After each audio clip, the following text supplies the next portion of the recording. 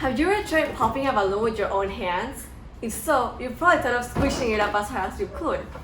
So what if I told you that you subconsciously applied Boyle's law? See, for the balloon to pop, the pressure inside it must become so high that it bursts. So you're trying to increase its pressure by decreasing its volume.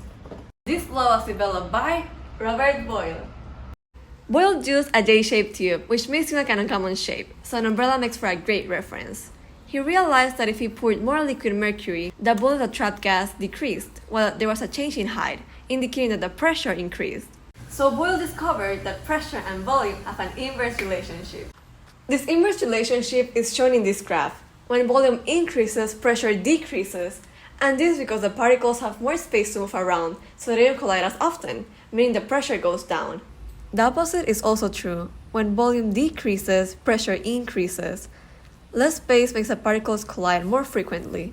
This can be expressed mathematically as pressure times volume is equal to K, in which case a proportionality constant. This equation is used to show before and after of a gas when its pressure or volume changes. For the before, P1 V1 equals K, and for the after, P2 V2 equals K. So Boyle's law can also be expressed as P1 V1 equals P2 V2. This is very useful to determine unknown pressures or volumes if you know the other variables. Important! Boyle's law only holds true when the number of molecules remains constant. No gas can escape nor come in. The temperature must remain constant as well, since if it changes, it will affect the volume.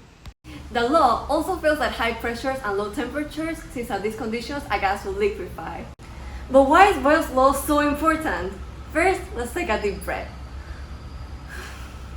We just applied Boyle's law again! See, our lungs are like balloons. When we inhale, they expand, and when we exhale, they deflate. So basically, the volume increases and decreases, which means that the pressure also changes. This relation causes a pump that allows us to suck in air and let it go. Now, have you ever gone swimming or scuba diving? If so, you know that the deeper you go underwater, the higher the pressure gets. Let's imagine you're scuba diving, and you hold your breath while descending. Your lungs will significantly decrease in size. And if you hold your breath while ascending, your lungs will expand and expand until they eventually fail. This is why the number one rule of scuba diving is to never ever hold your breath during ascent.